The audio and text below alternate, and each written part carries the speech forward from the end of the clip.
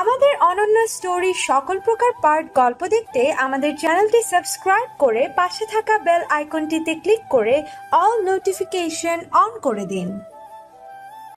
স্পন্দন কল্পনাও করেনি যে গুঞ্জন ওকে এইসব কথা বলবে। পুরো পৃথিবী যেন থমকে গেছে ওর। এই কয়েকদিনও গুঞ্জনের মধ্যে অনেক পরিবর্তন দেখেছে। ওর প্রতি করা গুঞ্জনের প্রতিটা ব্যবহারে ও এতটাই মনে হয়েছিল গুঞ্জন ওকে ভালোবেসে ফেলেছে। তাহলে কি এইসব কিছুই ভুল ছিল? সব ভুল। গুঞ্জন নিজের নাক দুটো আঙুল দিয়ে ঘষে নিজেকে স্বাভাবিক করে স্পন্দনের দিকে তাকিয়ে বলল, আশা করি আপনি বুঝতে পেরেছেন আমি কি বলতে চাইছি, সো প্লিজ। স্পন্দন এবার ঠান্ডা গলায় বলল, তোমার বলা শেষ? গুঞ্জন একবার স্থির দৃষ্টিতে তাকালো স্পন্দনের দিকে, তারপর নিজেকে যথেষ্ট শক্ত রেখে বলল, হ্যাঁ, তাই আমার মনে হয় আপনার আমাকে ভুলে যাওয়া উচিত। স্পন্দন এবার গুঞ্জনের একেবারে সামনে গিয়ে দাঁড়িয়ে বলল, এতগুলো দিন একসাথে আমার সাথে থাকার পর হঠাৎ কেন মনে হলো যে আমাকে ভালোবাসো না? এমনকি কোনোদিন ভালোবাসতেই পারবে না?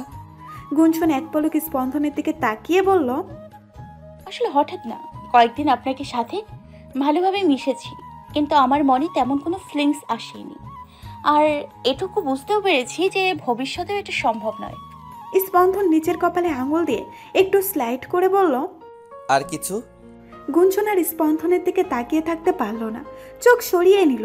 স্পন্দনের এই ঠান্ডা গলা গুঞ্জনের ভালো লাগছে না। গুঞ্জনের হাত মুষ্টিবদ্ধ করে নিজের কান্না আটকানোর চেষ্টা করছে।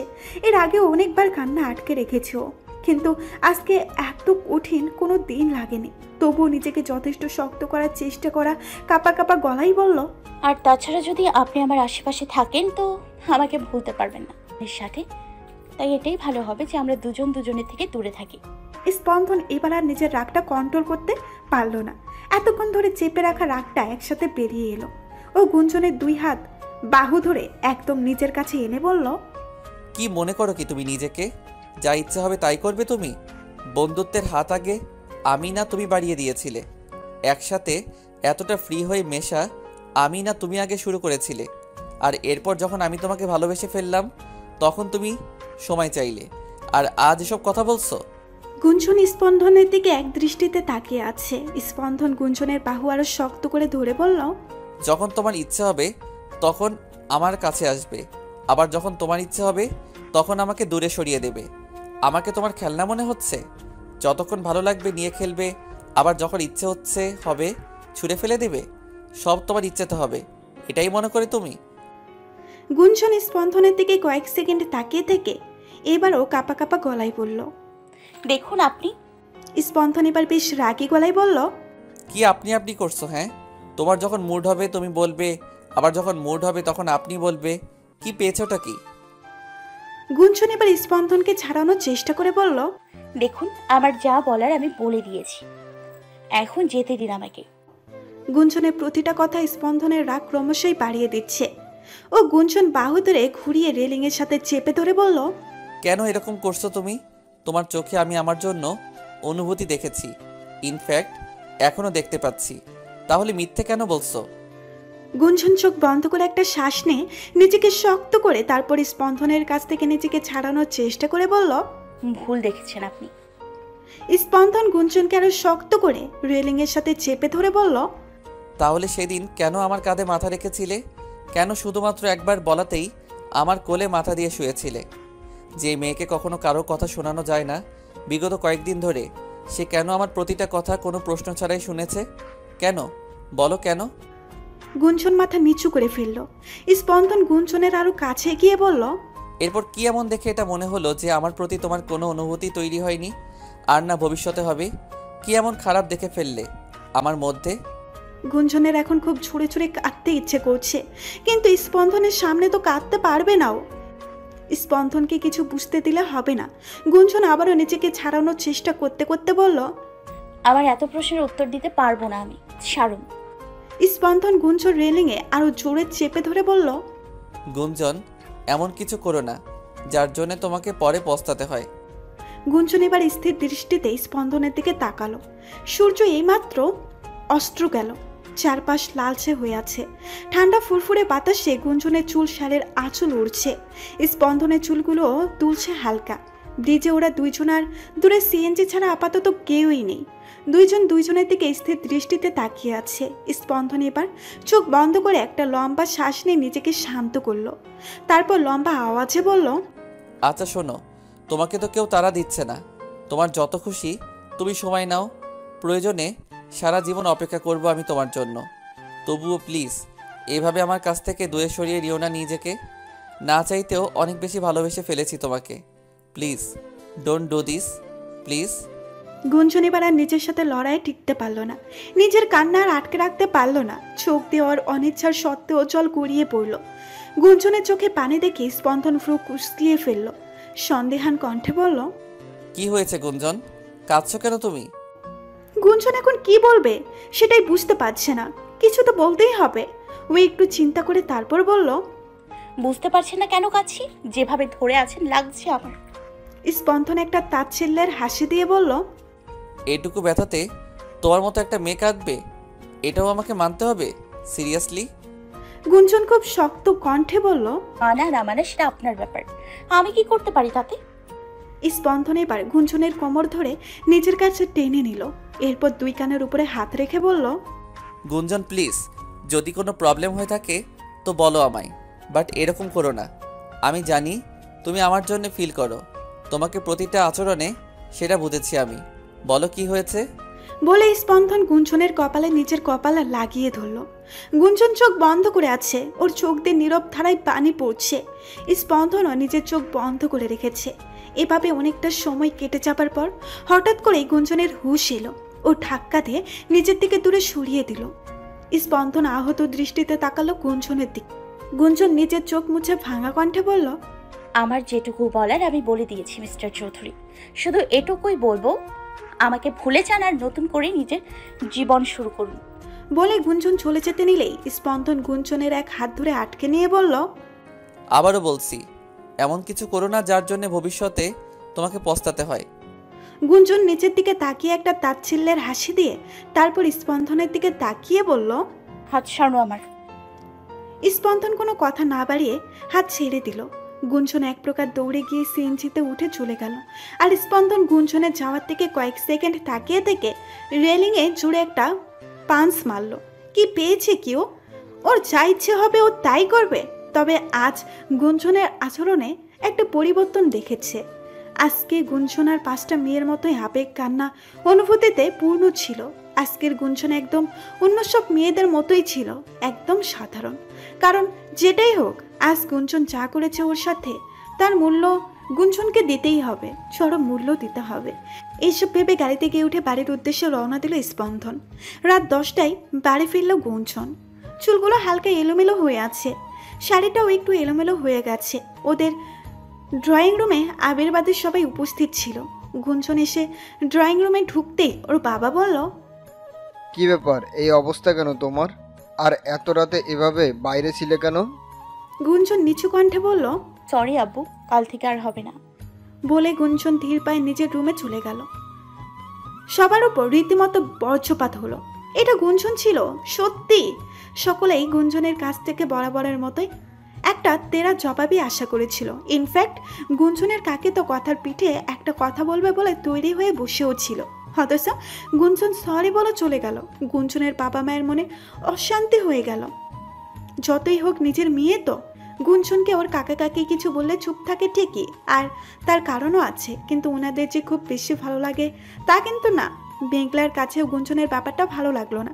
কিছু তো একটা হয়েছে। তাই একটু পর গিয়ে গুঞ্জনের দরজাটা হালকা খুলে ভেতরে গিয়ে চমকে গেল। গুঞ্জন ফ্লোরে হাঁটু গুটিয়ে বসে হাঁটুতে মুখ গুজে ফুপিয়ে ফুপিয়ে কাঁদছে। মেঘলা দৌড়ে গুঞ্জনের কাছে গিয়ে বসে ওকে জড়িয়ে ধরে বলল, কি হয়েছে সোনা, কাঁদছিস কেন বল? আজ আবার কেউ কিছু বলেছে? বল আমাকে। গুঞ্জন কিছু না বলে গুঞ্জনকে জড়িয়ে ধরে শব্দ করে কাঁদছে। মেঘলা অবাক হয়ে গেল। বারবার জিজ্ঞাসা করার পরেও গুঞ্জন কিছু বলল না। গুঞ্জনের কান্না শুনে মেঘলাও কেঁদে দিল। অনেকক্ষণ পর মেঘলা গুঞ্জনকে ধরে উঠিয়ে বেডে শুয়ে দিল। তারপর মাথায় হাত বুলিয়ে দিতে শুরু করলো। গুঞ্জন এক পর্যায়ে কাঁদতে কাঁদতে ঘুমিয়ে পড়ল। পরের দিন সকালে গুঞ্জন সকলের সাথে একই সাথে ব্রেকফাস্ট টেবিলে বসলো, যেটাতে সবাই আরেক দফা অবাক হলো। তবে কেউ কিছু বলল না। আজ গুঞ্জনকে একদম স্বাভাবিক লাগছে, তবে মুখটা ফ্যাকাশে হয়ে গেছে আর চোখ হালকা ফুলে আছে। সবাই গুঞ্জনের আচরণে আজ অবাক হচ্ছে। মেঘলাও চিন্তায় পড়ে গেছে, কারণ কালকের মতো ওভাবে কাঁদতে এর আগে কখনো দেখেনি গুঞ্জনকে। খাওয়া শেষ করে আবির যেই উঠে যেতে নেবে, গুঞ্জন বলল, ভাইয়া শোন, আমার জন্য কিছু জিনিস আনতে পারবি? আবির অবাক, পেছনে ঘুরে তাকালো গুঞ্জনের দিকে। বিদেশ থেকে আসার পর আজ অব্দি গুঞ্জন ওর কাছে কিছুই চায়নি, দিলেও কখনো নেয়নি। আবির অবাক কণ্ঠেই বলল, হ্যাঁ বল কি লাগবে। গুঞ্জন একটা মলিন হাসি দিয়ে বলল, আমার জন্য কয়েকটা লং গাউন নিয়ে আসিস, তোর পছন্দ মতো। আবির আরেক দফা অবাক হয়ে বলল, কি করবি, তুই তো পারিস না ওগুলো। গুঞ্জন মুখে সেই ফ্যাকাশে হাসি রেখেই বলল, পড়তাম না, বাট আজ থেকে পড়বো। এনে দিবি কিনা বল। সবাই অবাক হয়ে তাকিয়ে রইল গুঞ্জনের দিকে। আবির কিছুক্ষণ গুঞ্জনের দিকে তাকিয়ে থেকে বলল, আচ্ছা আনবো। বলে কিছু একটা ভাবতে ভাবতে বেরিয়ে গেল। গুঞ্জনও উঠে নিজের রুমে চলে গেল। মেঘলা সহ সবাই অবাকের শেষ পর্যায়ে পৌঁছে গেছে। এটা কোন গুঞ্জন? এই গুঞ্জনকে কিছুতেই হজম করতে পারছে না ওরা। বেলা বেশ অনেকটাই হয়েছে, কিন্তু এখনো সম্পূর্ণ কাটেনি। প্রায় 10টার মতো বেজে যাওয়ার পরেও চারপাশটা ঝাপসা হয়ে আছে। সাথে রেলিং ধরে দাঁড়িয়ে আছে স্পন। কাল রাত থেকে 1 সেকেন্ডের জন্য চোখের পাতা এক করতে পারেনি। চোখ নাক লাল হয়ে আছে। কাল থেকে গুঞ্জনের ফোনে কল করে চলেছে, কিন্তু ফোন বন্ধ বলছে। বারবার গুঞ্জনের বলা কথাগুলো মনে পড়ছে, কানে পাচ্ছে কথাগুলো। গুঞ্জন কি করে বলল কথাগুলো? একদিন আগে অবধি গুঞ্জনের আচরণেও বুঝতে পারত যে গুঞ্জন ওর প্রতি দুর্বল হয়ে পড়েছে, কিন্তু জাস্ট একটা দিনের মধ্যে কি এমন হয়ে গেল যে গুঞ্জন এসব কথা বলল? এইসব ভাবতে ভাবতে মাথা অলমোস্ট ধরে আসছে ওর। কি হচ্ছে কিছু বুঝতে পারছে না। কিছু তো একটা হয়েছে, গুঞ্জনকে একদমই স্বাভাবিক লাগেনি ওর। কোনো তো কারণ আছে গুঞ্জনের এই আচরণে, সেটা বেশ ভালো করেই বুঝতে পারছে স্পন্দন। তবে যেই কারণেই থাক না কেন, গুঞ্জন যেটা করেছে সেটা ঠিক করেনি। গুঞ্জনের প্রতি একটা চাপ ক্ষোভ ও জন্মাচ্ছে ওর। দীর্ঘ সময় ধরে এইসব ভেবে চলেছে ও।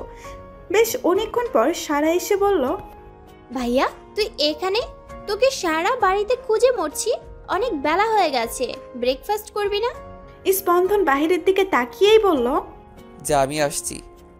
স্পন্দনের চোখ মুখ দেখে সারার কেমন যেন লাগলো, তাই গিয়ে ওর পাশে দাঁড়িয়ে বলল, কি হয়েছে বলতো ভাইয়া, রাতে ঘুমাসনি মনে হয়?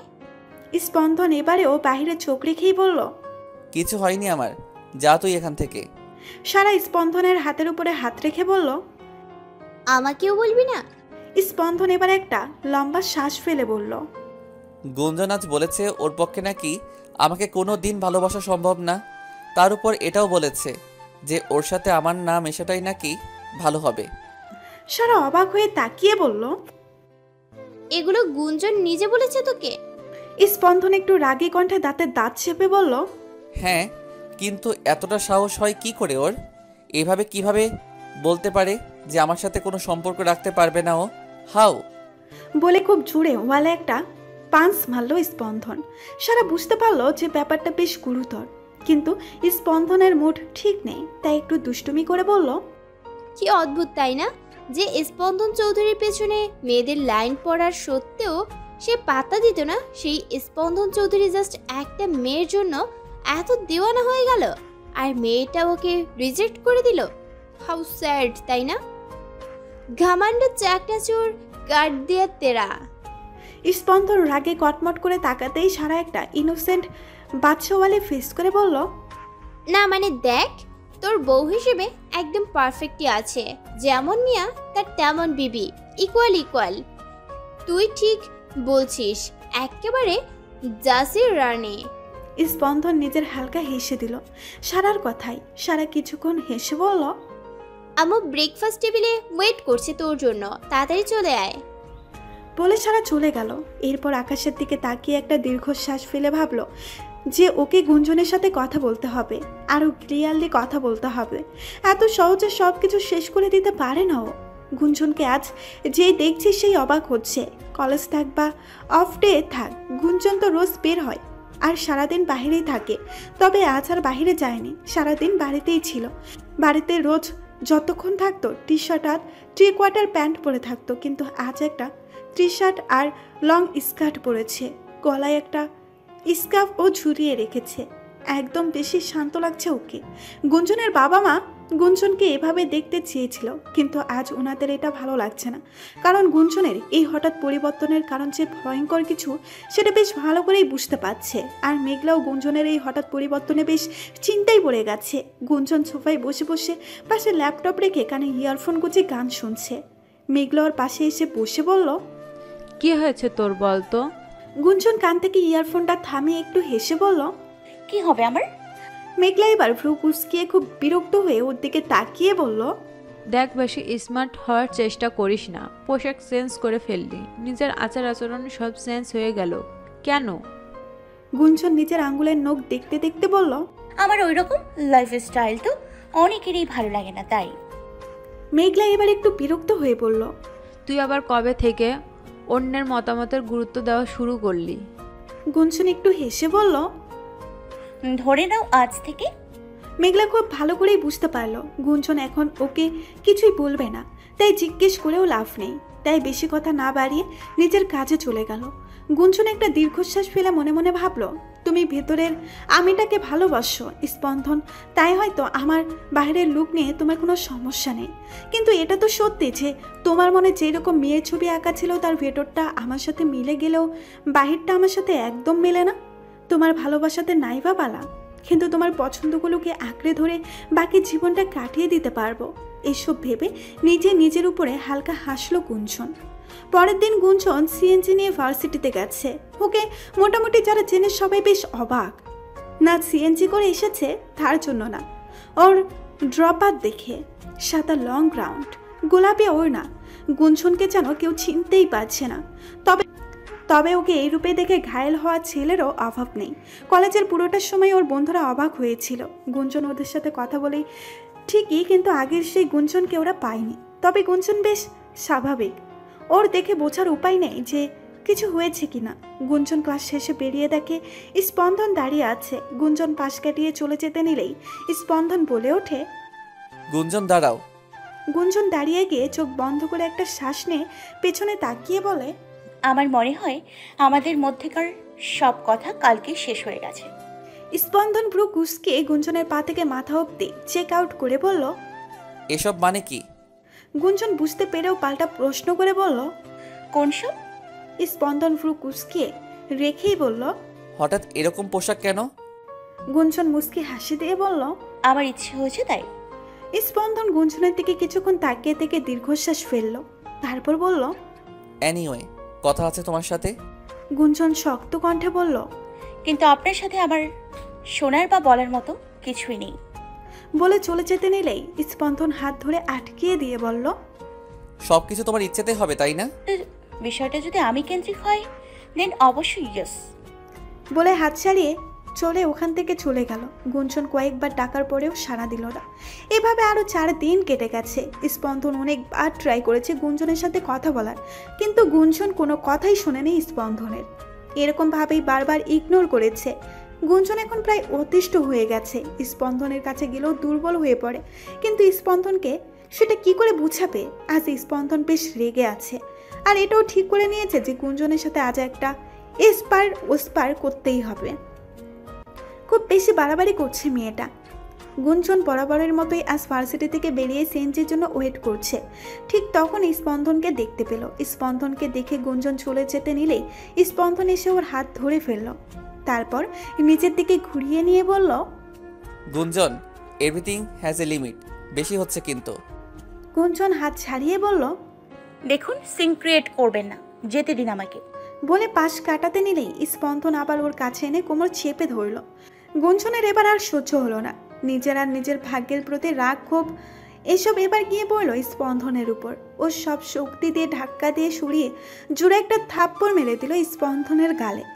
স্পন্দন গালে হাত দিয়ে শক্ত চোখে তাকালো গুঞ্জনের দিকে। গুঞ্জন চেঁচিয়ে বলল, কি পেয়েছেন কি আপনি? হ্যাঁ, বাংলা বোঝেন না? বারবার আমার পেছনে পেছনে ঘুরছেন। আমি পছন্দ করি না, তবু কি চান আপনি আমার কাছ থেকে? টাইম পাসের জন্য চান? আমাকে আপনি, নাকি ফিজিক্যাল সম্পর্কের জন্য? বলুন। কথাটা শেষ করার আগেই খুব জোরে ধমক দিল স্পন্দন গুঞ্জনকে। গুঞ্জন এই প্রথম কারো ধমকে কেঁপে উঠল, একদম চুপ হয়ে গেল। এখন বুঝতে পারছে একটু আগে কি করে ফেলেছে ও। ওই স্পন্দনকে চড় মেরেছে, ভাবতেই এই হাতটা কেটে ফেলতে ইচ্ছে করছে এখন। কি করলো ওর আগের বসে?